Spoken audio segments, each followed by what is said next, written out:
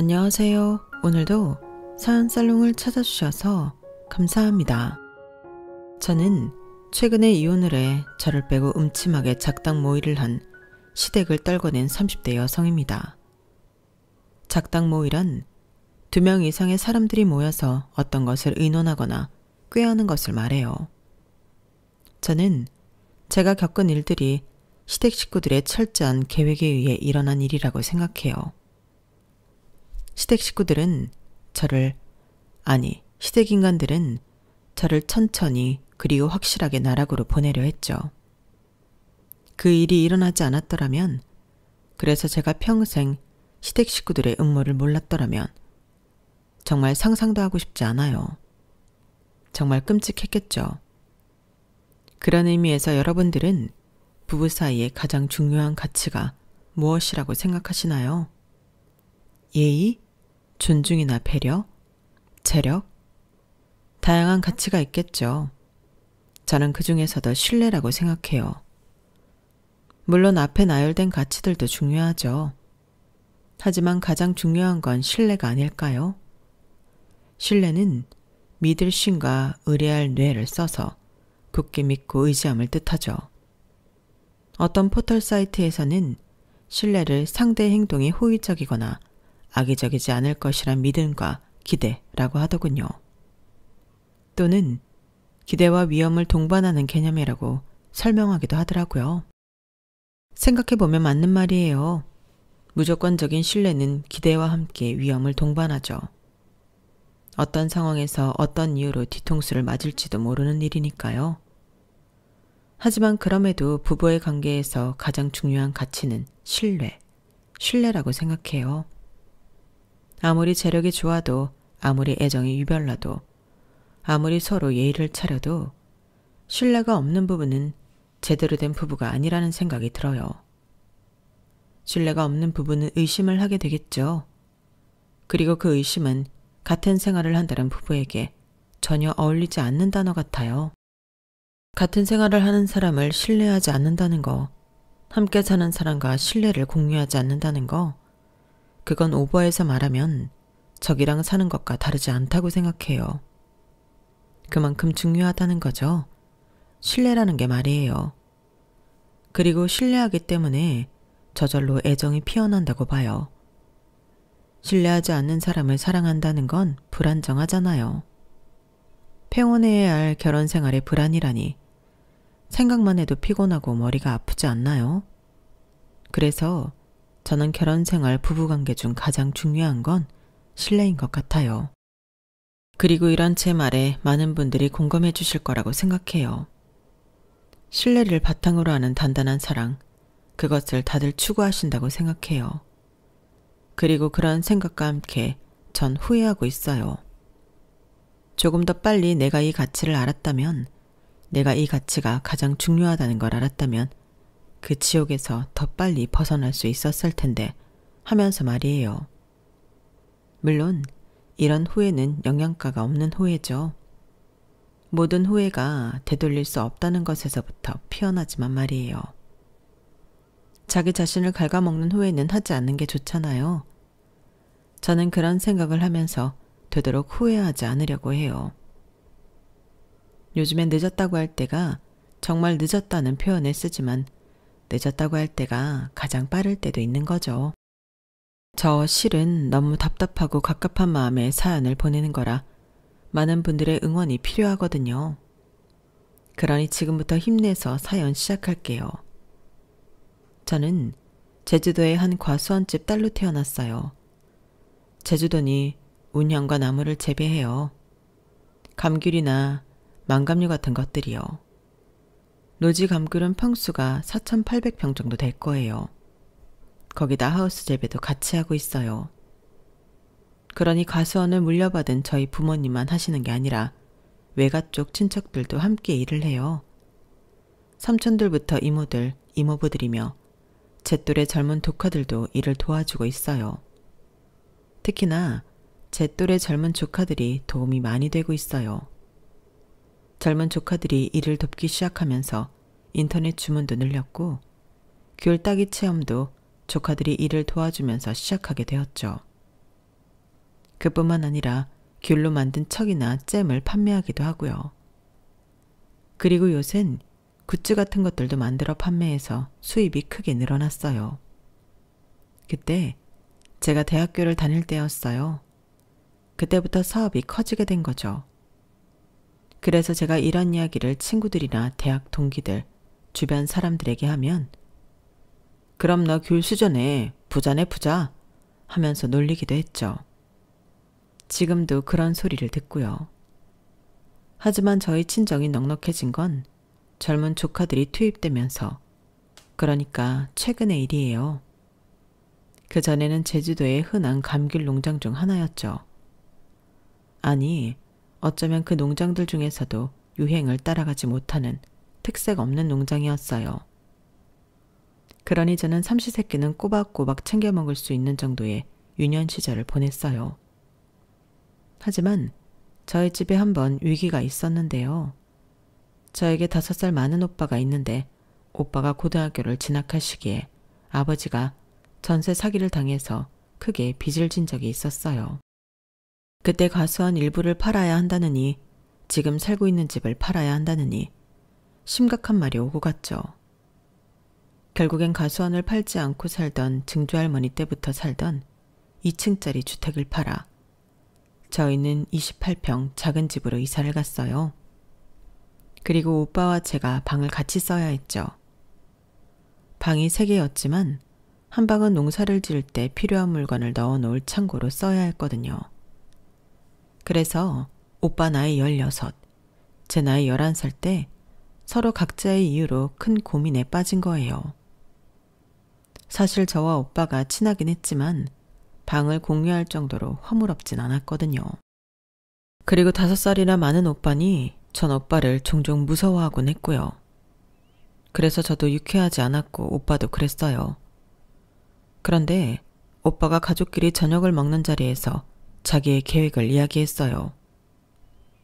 저 육지로 갈게요. 경상도에 기숙사형 공업고등학교가 있는데 거기로 갈게요. 기숙사라 안전할 거고 기숙사에서 공부만 할 테니 따로 돈 드는 것도 없어요. 그리고 거긴 방학 때도 있어도 된대. 짐 뺄 필요 없대요. 그리고 어차피 지민이랑 방 같이 쓰면 지민이도 불편하고 저도 공부하기 불편하잖아요. 오빠는 담담하게 말했지만 제 눈엔 오빠가 아쉬워하고 있으며 조금은 불안해하고 걱정하고 있다는 게 보였어요. 이날 오빠가 선언을 하기 전에 저희 아버지가 은근슬쩍 오빠에게 실업계를 가서 취업을 하는 게 어떻겠냐고 물어보셨거든요. 그런 부탁이 아닌 부탁을 할 만큼 전세 사기에 타격이 컸거든요. 원래 살던 집을 팔아도 매달 빚을 갚아야 했으니까요. 그러니 대학을 가기 위해 진학하는 인문계를 저희 부모님은 차마 보낼 수가 없던 거예요. 하지만 그런 속사정을 알면서도 아버지의 이야기를 들을 때도 오빠의 담담한 척하는 선언을 들을 때도 오히려 제가 마음이 안 좋더라고요. 왜냐하면 저희 오빠 전교 부회장까지 하고 공부도 매번 반에서 3등 안에 들었거든요. 그리고 학교에서도 오빠의 선택을 말렸어요. 담임선생님과 일주일 내내 상담을 하느라 집에 늦게 들어오곤 했죠. 하지만 오빠의 마음은 한결같았어요. 꿋꿋했죠. 그래서 결국 오빠는 육지로 올라가 공업고등학교에 진학해요. 그리고 거기서 높은 성적으로 졸업했죠. 교장 선생님이 추천서를 받아 19의 좋은 기업에 취직했어요. 또래보다 높은 월급을 받으면서 승진도 빨리 했고 인정받는 기술자가 되었죠. 그리고 제가 고등학교 진학을 눈앞에 두고 있었어요. 여전히 빚을 갖고 있던 아버지는 오빠에게 했던 말을 제게 똑같이 하셨죠. 어머니도 마찬가지였고요. 그래서 저는 오빠를 보고 자라서 알겠다고 했어요. 속상한 마음이 전혀 없던 건 아니에요. 저도 매년 반장을 했고 학교 성적도 좋았어요. 오빠만큼은 아니지만요. 저희 부모님은 오빠가 다닌 고등학교로 저를 보낼 생각이셨어요. 그래서 전 육지에 갈 준비를 했는데 어느 날 오빠가 집으로 온 거예요. 아버지 어머니, 지민이 인문계 보내세요. 지민이만큼은 인문계 보내야죠. 대학도 보내야 하고요. 빚이요? 이거 받으세요. 이제껏 제가 모아놓은 돈이에요. 빚이 얼마나 되는지는 모르겠지만 이 정도면 지민이 인문계 보낼 수 있잖아요. 그리고 제가 도와드릴 테니까 저 그 정도 할 능력 되니까 지민이 대학까지 보내요. 안 그러면 두고두고 부모님 원망받게 더해요. 그러니까 지민이한테 다른 말 하지 말고 인문계 원서 써요. 오빠는 처음으로 부모님에게 강하게 말했어요. 그리고 저희 부모님은 통장을 보시더니 눈물을 흘리셨어요. 그리고 미안하다고, 오빠에게 연신 미안하다고 하셨죠. 그렇게 저는 인문계 고등학교로 진학했어요. 그리고 오빠의 기대에 저버리지 않기 위해 열심히 공부했죠. 그래서 서울의 한 대학교에 합격했어요. 그때 오빠가 집으로 와서 저에게 케이크를 선물해 줬어요. 향수하고요. 거기서도 네가 원하는 일을 할 수 있도록 노력해. 딱 그만큼만 해. 더는 하지 마. 더 할 시간에 놀아. 충분히 즐겨. 알겠지? 하지만 대학교에 들어가서 공부를 하다 보니 공부에 욕심이 생기더라고요. 더구나 1학년, 2학년 때 필수 교양을 제외하면 제가 듣고 싶은 수업을 들을 수 있잖아요. 그게 너무 좋았어요. 하고 싶은 공부를 한다는 건 말이에요. 그래서 저는 즐기면서 공부를 했고 즐기는 자를 이기지 못한다고 좋은 성적으로 졸업했어요. 다만 그렇다 보니 오빠가 강조한 건 지키지 못했어요. 오빠가 분명 충분히 놀라고 그랬잖아요. 그러면서 좋은 인간관계를 만들려고 했거든요. 하지만 전 동기들과 피상적인 관계만 유지할 뿐 진정한 친구가 되지 못했고 동아리도 하나도 들지 않아서 동아리 친구도 없었어요. 혼자가 편하더라고요. 대학생이 되니 혼자서 밥 먹는 걸 이상하게 쳐다보지도 않고요. 그래서 공부도 혼자, 밥도 혼자서 먹었어요. 여행도 혼자서 하고요. 거의 모든 걸 혼자서 했죠. 취업 준비도 혼자서 했어요. 혼자 인터넷에서 정보를 찾아보면서 준비를 했죠. 그리고 덜컥 한 회사에 합격해 입사를 하게 되었어요. 제가 입사한 회사는 잡지사였어요. 잡지사에서 홍보 업무를 담당했죠. 홍보는 기업 PR, 언론 홍보, 사내 홍보가 있는데요. 저는 그 중에서 언론 홍보 쪽의 업무를 많이 받아서 기자와 접대를 해야 하는 경우가 있었어요. 주로 식사나 음주를 하는 게 일반적인데 가끔 골프를 통해 접대를 할 때도 있었어요.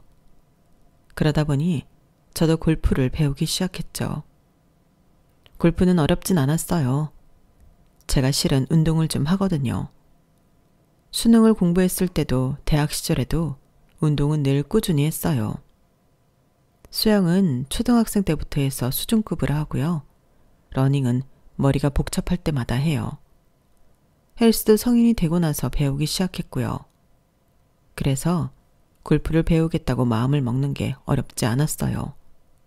하는 것도 어렵지 않았고요. 그리고 제가 골프를 배우고 있다고 하자 기자분들이 굉장히 좋아했어요. 다음에 같이 라운딩 가자고 웃으면서 말했죠. 그리고 황금 같은 주말에 라운딩 접대가 잡혔어요. 저는 황금 같은 주말을 빼앗긴 것에 조금 여의받기도 했지만 처음 가보는 라운딩에 설레기도 했어요. 제 사수와 저, 기자님 두 분이 근교한 리조트로 라운딩을 갔어요. 거기서 남편을 만났어요. 저는 맨 처음에 남편이 저희 팀 캐디로 와서 캐디인 줄만 알았어요. 남편은 저희 팀 옆에서 저희 짐을 들어주고 여러 코칭을 해줬죠. 코칭을 해주는 게 남달랐어요. 골프에 대한 지식이 깊어 보였죠. 그리고 저를 제외한 나머지 사람들도 남편이 잘한다며 팁을 주기도 했어요.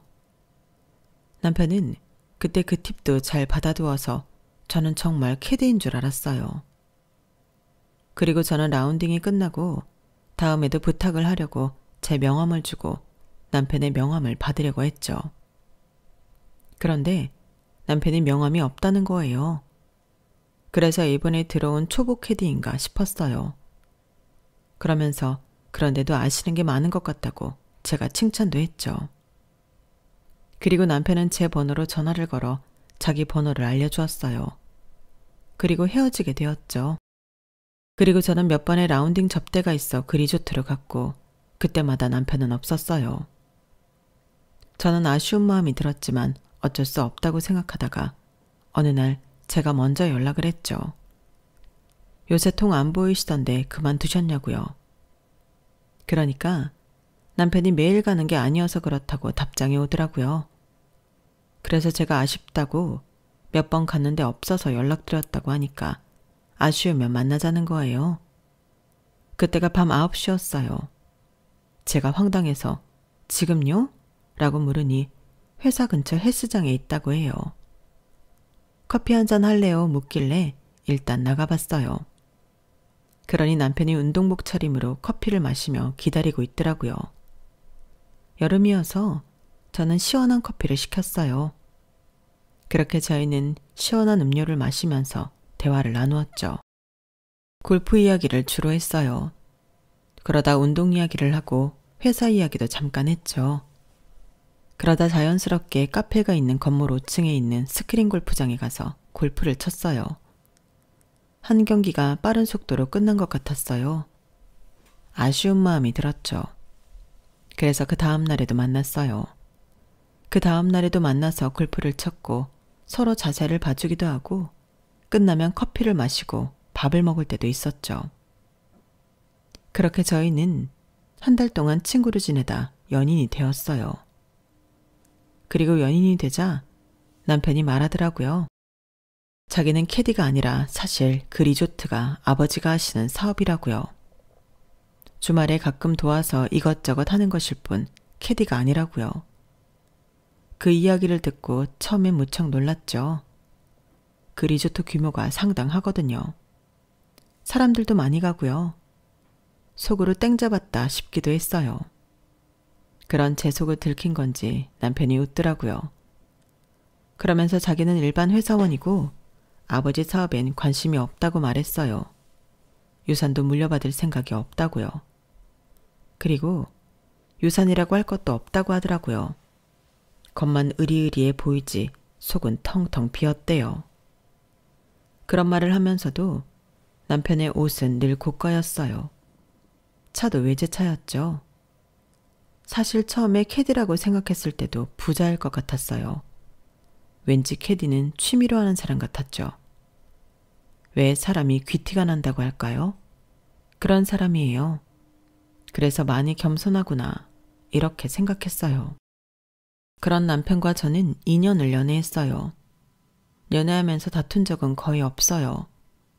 둘 다 속에 담아놓지 않는 편이라 거슬리거나 짜증이 나거나 서운한 게 있으면 곧바로 말했어요.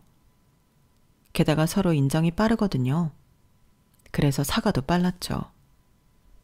그리고 제가 결혼을 결심하게 된 건 남편은 제 빈틈을 채우는 사람이었기 때문이에요. 사실 저희 친정이 시골이지만 가부장적이지 않아 제가 요리에 취미가 없어요. 좋아하지도 않고 잘 하지도 못해요. 오히려 요리는 저희 오빠가 잘해요. 섬세한 편이거든요. 반면에 저는 운전하는 걸 좋아해요. 그래서 남편 회사까지 태워다주고 데리러 가는 일을 많이 했어요. 남편이 회식이 있는 날에도 시간이 되면 데리러 갔죠. 여행을 할 때도 제가 운전하고요.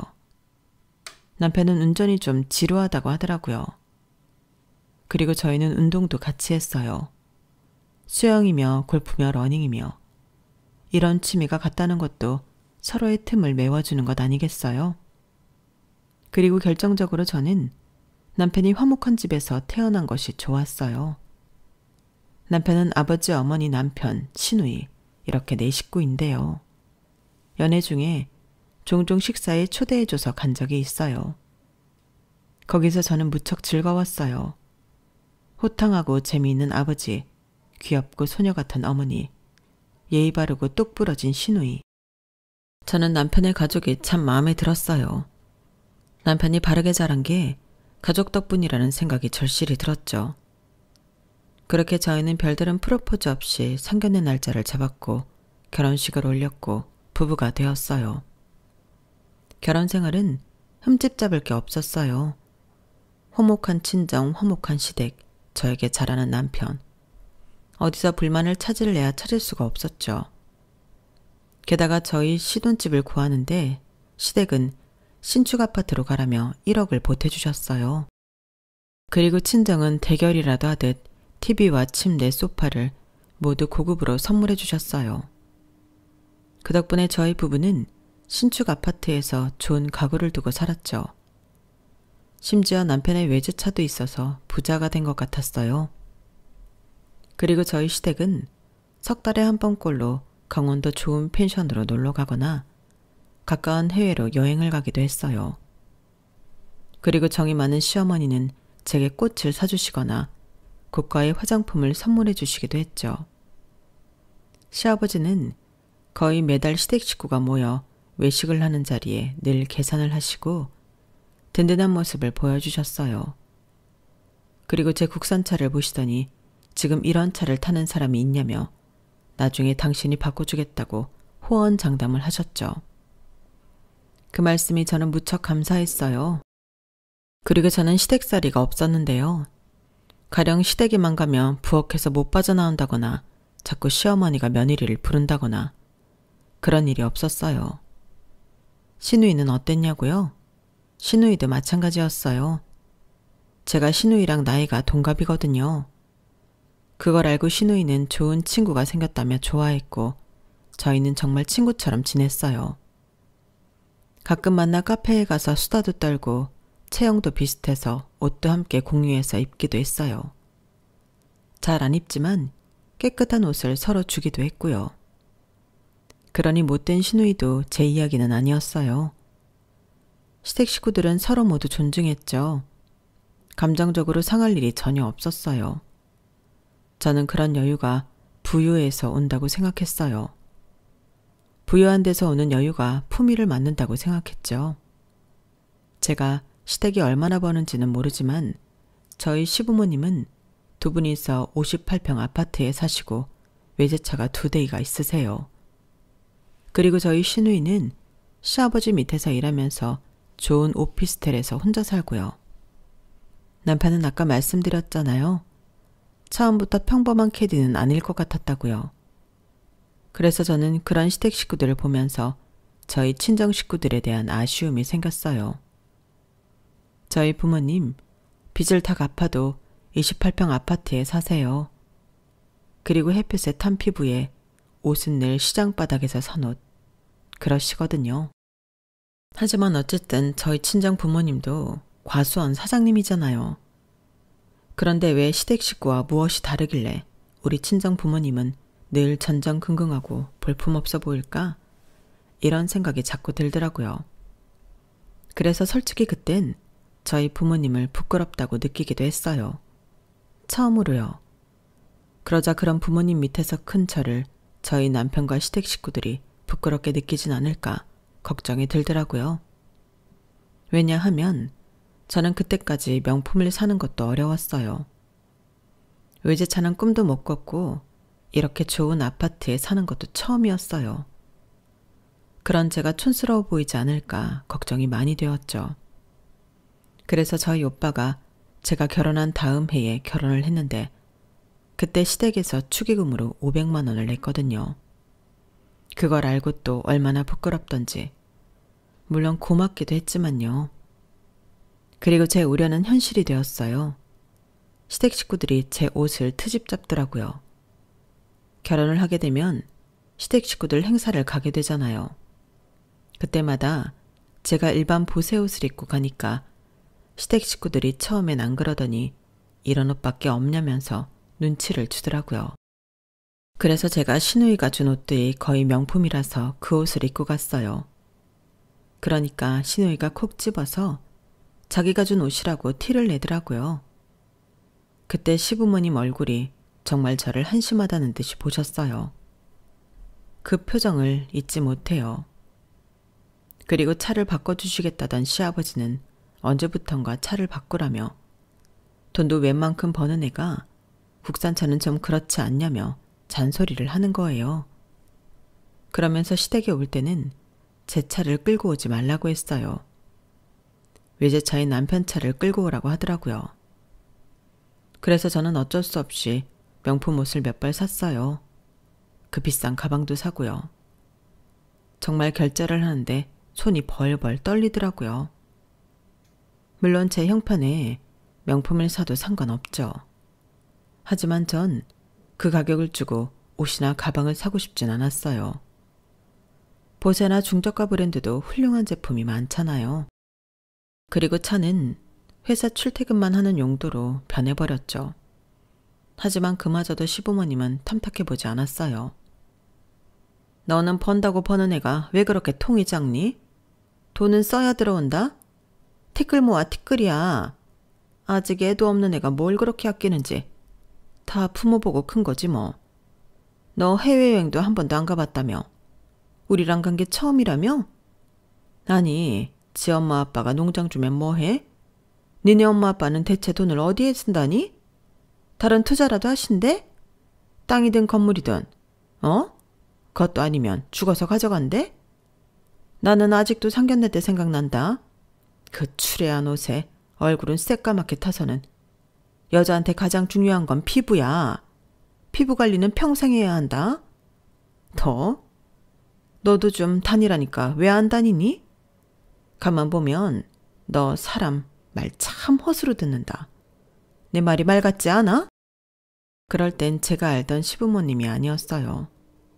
그렇게 호탕하고 재밌던 시아버지도 귀엽고 다정한 시어머니도 없었죠. 그리고 친구처럼 지낸 시누이도 그렇고요. 남편 또한 제 편이 아니었어요. 남편은 늘 뒤에서 상황을 지켜보며 제 편이 되지 않았죠. 그러면서 시부모님이 제게 한 소리를 할 때면 꼭 집에 돌아와서 핀잔을 줬어요. 그러게, 차는 내가 바꾸라고 했지?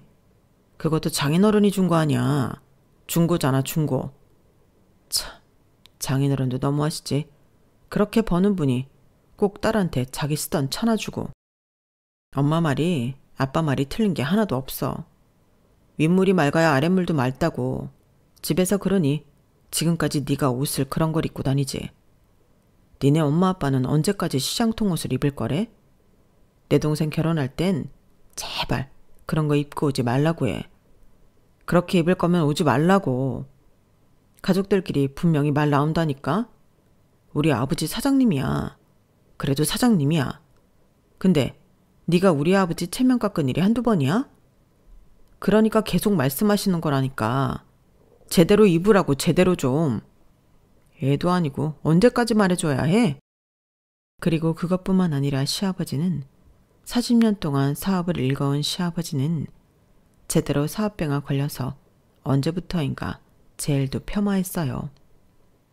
사람이라면 한 번쯤은 사업이란 걸 해봐야지. 사업이 제대로 인생을 알 수 있는 길이야. 나머진 다 헛방이다. 며느리야, 네가 하고 있는 일 생각해봐라. 남이 찾아놓은 밥상에 숟가락 올리는 것밖에 더 되니? 사람이 태어나서 포부를 갖고 도전하고 성취하고 그래야지. 현실에 안주해서는 안 돼. 사람이란 자기 사업을 해야지. 다른 사람들은 사업이 위험하고 불안해서 안 하는 거라고 하지만 내가 생각하기엔 포부가 없어서 못하는 거야. 사업이라는 건 정말 대단하고 재밌는 일이야. 내가 직접 만들어 빚은 도자기와 같은 거지. 네가 하는 일은 남이 만든 도자기에 가격표 하나 붙이는 일이다. 그렇게 말하면서 제가 하는 일을 낮추어 여겼어요. 그리고 그건 시댁 식구들 전부 마찬가지였어요. 저는 시아버지의 그런 조언이라고 할까요? 아니면 농설이라고 할까요? 아무튼 그 말들이 너무 지겨웠어요. 기분이 나쁘기도 했고요. 하지만 대놓고 그만하라고 말할 수 있나요? 그럴 수 있는 며느리가 얼마나 되겠어요? 그래서 그냥 듣고 흘렸죠. 물론 시아버지가 일궈낸 사업이 얼마나 대단하고 얼마나 많은 노력의 결과인지 알아요. 사업이 힘든 일이라는 것도 알고요. 그리고 그런 시아버지의 노력의 결과로 남편 시누이 그리고 시어머니가 지금까지 세련되게 살고 있는 것도 알겠어요. 하지만 왜 자꾸 그걸 저에게 강요하는지 정말 이해할 수가 없었어요. 시아버지 말대로 세상에서 가장 중요한 일이 사업이어서 모든 사람들이 사업을 하면 그게 제대로 된 세상일까요? 누군가는 누군가 만든 사업체 밑에서 일을 해야죠. 그래야 굴러가죠. 그렇지 않나요? 저는 그렇게 생각해요. 물론 이것도 시아버지에게 제 생각이 이렇다 말하지 않았죠. 단단히 사업병에 걸린 시아버지께 이런 말을 했다간 사업의 철학부터 다시 들을 게 뻔하니까요. 그래서 저는 시아버지의 말을 듣고 흘렸어요. 그런데 듣고 흘리지 못한 사람이 한 사람 있었죠. 그게 바로 저희 남편이에요. 남편이 갑자기 저에게 할 말이 있다며 식탁으로 부르더니 회사에 사직서를 썼다고 해요. 나 회사 그만뒀어. 앞으로 아버지 밑에서 일할 거야. 아버지가 지금 사업을 키우신대. 새로 키우신 사업을 내가 맡게 될 것 같아. 괜찮지? 아니, 갑자기요? 뭐 재산 물려받을 생각도 없다던 사람이? 무슨 상상을 하는지 기대에 부풀어서 말하는데 그런 중요한 일을 상의도 없이 마음대로 하냐며 화를 낼 수가 없었어요. 그리고 남편이 시아버지 밑에서 일할 거라는 것을 저도 모르지 않았고요. 남편이 시아버지를 존경하고 있다는 거 말은 다르게 해도 곁에 있으면 모를 수 없거든요. 그런데 문제는 이거예요. 새로운 사업을 일구면서 3개월 동안은 월급이 없을 거래요. 무일푼으로 3개월간 공부한다는 마음으로 일할 생각이라고요. 그리고 저보고 사업자 명의를 빌려달라고 하는 거예요. 명의만 빌리겠다고요. 그래서 왜 그래야 하냐고 물으니 문제가 생겨 남편 이름으로 사업자 등록을 할 수가 없대요. 그러면서 자기가 사실은 빚이 있다고 4천만 원 정도 빚이 있는데 갚지 못하고 있다고 고백하는 거예요. 저는 그제서 놀라 자빠질 것 같았어요. 저는 그 빚이 왜 생긴 건지 물었어요. 그러자 아버지가 사업을 왜 빌려달라고 해서 빌려줬다고 말하더니 걱정할 필요가 없다는 거예요. 금방 갚을 수 있다면서요. 제가 결혼 전의 일이냐고 물으니 결혼 전의 일이래요. 그러면 이자가 붙어서 4천만 원보다 금액이 클 것 아니에요. 저는 눈앞이 캄캄했어요. 그리고 제 명의를 빌려줄 수 없다고 말했죠. 그리고 닷새가 지났는데 남편이 그 닷새 동안 저와 한마디도 하지 않았어요. 누가 이기나 보자는 식으로 저도 남편에게 말을 걸지 않았고요. 그러자 시아버지께서 전화가 오더라고요. 나가야, 승준이에게 말 들었니? 그거 별거 아니다. 이름만 네 이름으로 하는 것뿐이야. 승준이 이름으로 명의 돌릴 수 있을 때까지만이다. 짧으면 몇 개월, 길어야 1년이야. 그리고 사업 시작해서 3개월 이후에 사업자 명의 바꿀 때까지 너에게 몇 프로 챙겨주마. 어떠니? 그러면서 시아버지는 며칠 뒤 저희 집 앞으로 외제차를 보냈어요. 하지만 중고인 것 같더라고요. 전화를 해서 물어보니 선물이라고 하더군요. 차는 깨끗하고 좋아 보였어요. 그리고 시어머니의 태도도 달라졌죠. 저에게 다시 선물을 하시기 시작했어요. 제가 옷이 이상하다는 둥, 촌스럽다는 둥 그런 말을 하고 나서 제게 선물을 한 적이 없었는데 오랜만에 제게 프리지아를 선물해줬죠.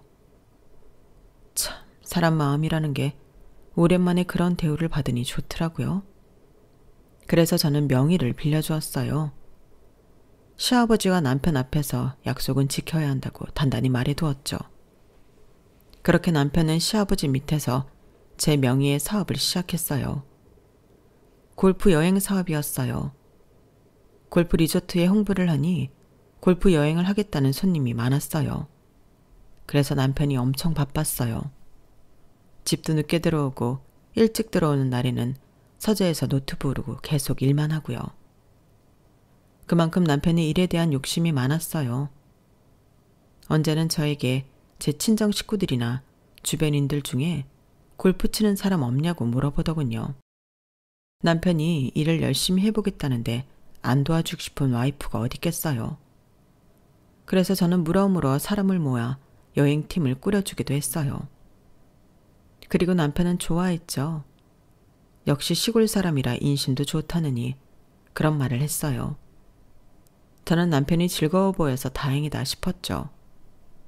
그리고 남편과 시아버지가 약속한 3개월이 지났어요. 저는 회사에서 내내 휴대폰을 쳐다봤어요. 솔직히 이 두 사람이 제게 얼마를 챙겨줄지 궁금했거든요. 그런데 아무리 해도 소식이 없어요. 그리고 남편이 퇴근을 했죠. 그런데 제 눈은 쳐다보지도 않고 곧바로 서재로 들어가더라고요. 그래서 저는 한 달을 기다렸어요. 하지만 제 통장에 남편 회사에서 입금되는 돈은 없었어요. 시아버지 회사에서도 마찬가지였고요.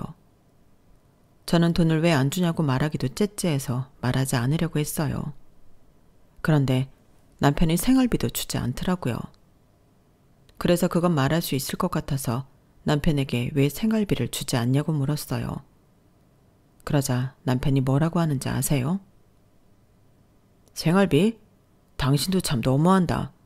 나 이제 겨우 월급 단 월급 챙길 수 있게 되었는데 그러자마자 당신한테 뺏겨야 하는 거야? 당신은 날 대체 뭘로 보는 거야?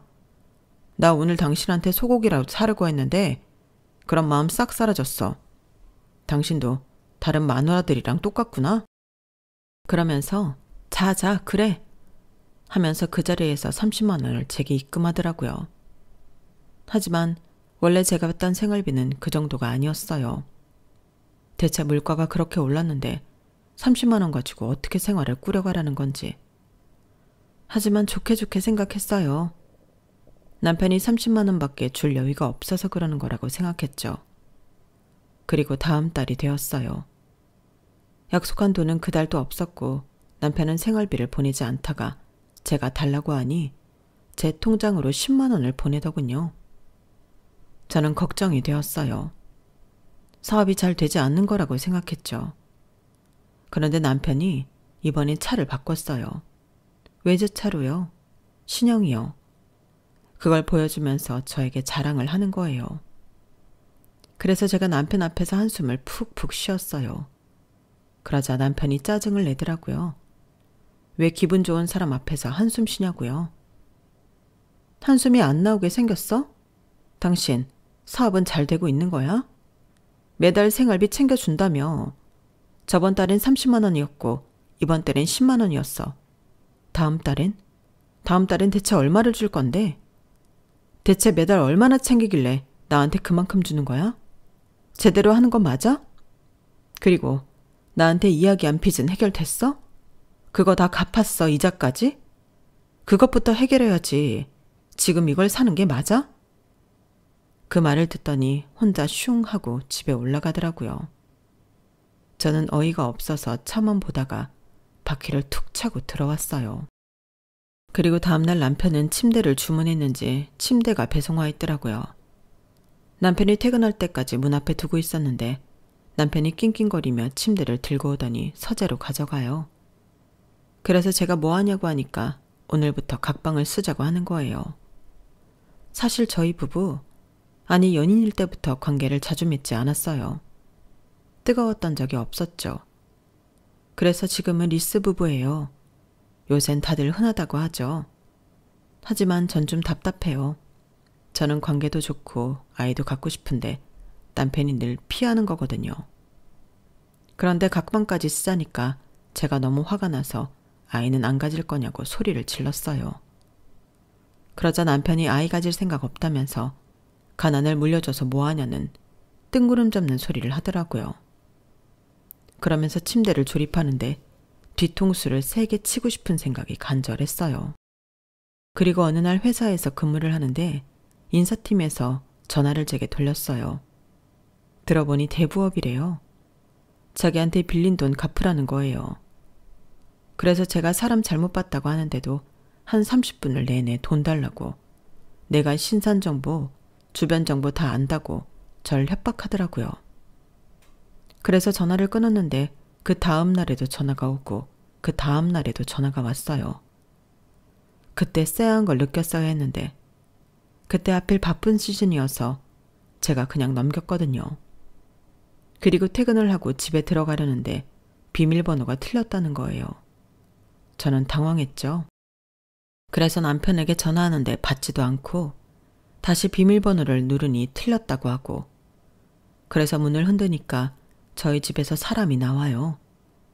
제가 당황해서 누구냐고 하니까 그 사람이 남의 집 문을 왜 이렇게 두드리냐고 짜증을 내더라고요. 608호 아닌가요? 608호 저희 집인데요. 아니, 대체 누구신데 저희 집에 계시는 거예요? 제가 당황해서 묻자 오늘 이사 온 사람이래요. 가뜩이나 이사해서 정신없는데 왜 이러냐고 저한테 되려 따지더라고요. 그래서 경비 아저씨를 불렀어요. 그러자 경비 아저씨가 당황한 표정을 짓더군요. 네? 608호면 오늘 새벽부터 이사 나가셨잖아요. 그것 때문에 아침부터 민원이 얼마나 왔는데요. 그렇게 말하면서 저를 원망하더라고요. 저는 정말 당황했어요. 저는 곧바로 남편을 찾아 시댁으로 갔어요. 시댁에 가니 문을 열기도 전에 험한 소리가 들렸어요. 저는 겁이 나서 여기가 시댁이 맞는지 다시 둘러봤어요. 그리고 시댁이 맞다는 걸 확인하고 문을 열었죠. 시댁은 아수라장이었어요. 시아버지, 남편, 시누이가 서로 손가락질을 하며 다투고 있었고, 물건은 다 던져져 있고, 그래서 깨져 있고 난리도 아니었어요. 그리고 남편과 시누이의 얼굴도 장난이 아니었어요. 피멍에 헝클어진 머리, 특히 시누이의 얼굴은 눈물 범벅이었죠. 그리고 시아버지가 소주병을 거꾸로 들고 화를 냈어요. 저는 거기에 끼어들 수 없을 것 같아. 하지만 말리긴 해야겠으니 경찰에 신고를 했어요. 경찰에 신고를 하는데 쨍그랑 소리가 들렸죠. 뒤를 돌아보니 시아버지가 TV에 소주병을 던졌더라고요. 저는 경찰에게 빨리 와달라고 말했고 경찰은 빨리 시댁에 도착해서 과열된 시댁 식구들을 말렸어요. 하지만 과열된 분위기는 좀처럼 가라앉지 않았고 시댁 식구들은 경찰이 있는데도 폭행과 폭언을 시도했어요. 그래서 결국 시댁 식구들은 모두 경찰서에 가게 되었죠. 그리고 경찰서에서 저는 충격적인 소식을 듣게 되었어요. 성공한 사업가로 알려진 시아버지가 신용불량자라는 사실, 남편의 빚이 사실 4천만 원이 아니라 2억 4천이라는 사실, 그리고 그 중에는 대부업에서 빌린 돈도 있다는 사실을 알게 되었어요. 그리고 시누이와 함께 남편이 코인과 주식을 하고 있으며 날린 돈이 수천만 원이라는 사실과 남편이 시어머니에게 생활비 카드를 줬다는 사실도 알게 되었죠. 그리고 오늘 일의 발단은 시어머니가 쓰는 남편의 카드가 정지되어서였어요. 시어머니가 쓰는 남편의 카드가 신용문제로 정지가 되고 그 사실을 시어머니가 시아버지에게 말해 시아버지가 똑바로 안 하냐며 한 소리를 했고, 하필 그때 남편이 저 몰래 집을 팔아 이사를 하던 중이었어요. 고되고 힘든 마음에 남편은 시아버지에게 삐뚤게 말했죠. 그리고 그것에 열이 받은 시아버지가 주식과 코인으로 남편을 비난했고, 남편이 산 주식과 코인은 모두 하락세인 상태라 그게 싸움으로 번진 거였어요. 시누이는 남편과 같이 주식과 코인을 했기 때문에 싸잡아 욕을 먹었고, 시누이도 하락세이니 참지 않은 거였죠. 저는 총체적으로 난국인 이 상황을 어떻게 정리해야 할지 알 수 없었어요. 그래서 일단 시댁 식구들을 집으로 데려다 줬죠. 그리고 남편과 둘이 남았는데 제가 빚에 대해 물었어요. 정확히 그게 전부인지 말이에요. 그러니 그렇다고 대답하더라고요. 하지만 이미 깨진 신뢰여서 믿을 수 없었죠. 저는 몇 가지를 더 물었어요. 주식과 코인은 언제부터 했으며 왜 말하지 않았는지, 얼마나 많은 돈을 잃었으며 언제부터 그런 건지 말이에요. 사실 지금 생각해보면 물어보나 마나한 얘기들이에요. 하지만 그땐 정말 궁금했어요. 그런데 남편이 그 질문엔 대답해주지 않더라고요. 저는 결국 어디로 가면 되냐고 물었어요. 저희 짐을 어디로 뺐냐고요. 그러니 남편이 내비에 목적지를 찍더라고요. 가보니까 골목에 있는 빌라예요. 이름이 무지개 빌라. 대체 뭐가 무지개라는 건지 저는 이 모든 상황이 꿈 같았어요. 제가 주차를 하자 차에서 내리기도 전에 남편이 차에서 내렸어요. 그리고 저는 멀어져가는 남편의 뒷모습을 보며 이혼 소송을 결심했어요. 허름한 빌라에 보름을 살았어요. 그리고 고소장이 날아왔죠. 제가 그걸 부엌 식탁에 두었어요. 그리고 고소장을 본 남편은 저에게 울고불고 애원을 하더군요. 자기야, 내가 잘못했어. 나 지금 완전히 신용불량자 되어서 아무것도 못해. 당신 없으면 나 파산 신청해야 한다고. 이번 사업 정말 승산 있어. 할 수 있어. 나 정말 잘할 자신 있어. 내가 정말 잘할게. 이번에는 생활비 확실하게 줄게. 이거 정말 거짓말 아니야. 지금 당신이 나 버리면 나 정말 아무것도 못해. 내 이름으로 사업자 낼 수도 없는 판국에 내가 뭘 할 수 있겠어. 나 정말 죽을 것 같아. 생활비 안 준 거 내가 정말 잘못했어. 이 사업 잘 되고 있다니까. 그러니까 이혼은 그것만은 하지 말자. 내가 그 집 다시 찾아올게. 하지만 전 흔들리지 않았어요. 이제껏 정말 많이 고민했거든요. 이 사람을 안고 가야 하나 아니면 버려야 하나 고민 많이 했어요. 변호사에게 상담도 많이 받았고 저 심지어 이번 일로 정신과 상담도 받았어요. 그런데 그런 말을 들었어요. 부부관계에서 가장 중요한 건 신뢰가 아닐까요? 이제 남편을 믿을 수 없다면 그건 그 사람과의 모든 생활을 종료해야 한다는 마음의 소리 아닐까요? 어쨌든 선택은 본인이 하시는 거지만 전 사랑하는 인간관계에서 신뢰는 가장 중요하고 기본적인 거라고 생각해요. 그래서 저는 울고 있는 남편을 차갑게 바라봤어요. 그럴 수 있겠더군요. 내가 왜 당신 곁에 있어야 하지? 당신은 날 사랑한 게 아니야. 당신은 그냥 신용이 좋은 사람이 필요했던 거지, 처음부터. 대신 명의 빌려줄 사람이 필요했던 거지. 내가 신용불량자였다면, 파산 신청한 사람이었다면 당신이 날 만났을까? 사랑해서? 전혀 그럴 일이 없을 것 같은데. 그리고 얼마 전에 나한테 대부업으로부터 전화가 왔어. 당신 내 이름을 거기다가도 쓴 것 같더라? 그 내용도 소송에 들어갈 거야. 덕분에 나 회사도 쪽팔려서 못 다닐 것 같아. 제때 당신이 나랑 살면서 나한테 해준 게 대체 뭐지? 뭔데? 나는 도무지 모르겠어. 내가 결혼을 하고 얻은 게 뭘까? 자갱아 같은 거? 보름 전 당신이 이 집 들어가는 뒷모습을 보는데 알겠더라. 우린 이미 끝났어. 연애 때부터 뜨겁지 않아서가 아니라 최소한 당신이 처음으로 빚을 털어놨을 때 그때 이미 끝났어. 그때 당신은 나한테 미안하지 않았어. 그냥 명의를 빌려 해서 전전긍긍했을 뿐이야. 당신은 처음부터 날 사랑하지 않았어. 남편은 그 말에 부정하면서 내 다리를 붙잡고 사랑한다고, 정말 사랑했다고 말했어요. 그래서 저는 남편의 팔을 뿌리쳤어요. 그래? 그게 사랑이라면 처음부터 다시 배워. 그래야 다음 사람한테는 나 같은 상처를 안 주지. 그리고 그 낡은 빌라에서 짐을 챙겨 고향으로 내려왔어요. 소송이 있는 날에만 올라갔어요. 소송을 하는 동안에도 남편은 저만 보면 울었고 전 그 눈물을 악어의 눈물이라고 생각했어요. 그리고 전 승소했죠. 남편에게 재산이 거의 없고 솔직히 마이너스이기 때문에 얻어오는 건 없었으나 제 명의로 된 회사를 없애고 회사 이름으로 진 빚을 모조리 남편 쪽에 넘길 수 있었어요. 그리고 남편은 파산 신청을 했죠. 그리고 남편은 싸운 뒤에 상처를 회복하지 못하고 시아버지를 떠나 일용직으로 근무를 하고 있어요. 그리고 시아버지의 리조트 사업은 골프 사업이 망하면서 휘청거렸던 거죠. 그래서 시누이가 시아버지 투자자 중 한 집안의 며느리가 되었어요. 그렇게 치졸하게 작은 리조트는 겨우겨우 유지되고 있어요. 곧 투자자들에게 넘어가겠죠. 그리고 저는 제주도로 왔어요. 제주도 친정 부모님 댁으로 들어와 사업을 도와드리고 있어요. 아무래도 소문이 다 나서 회사는 못 다니겠더라고요.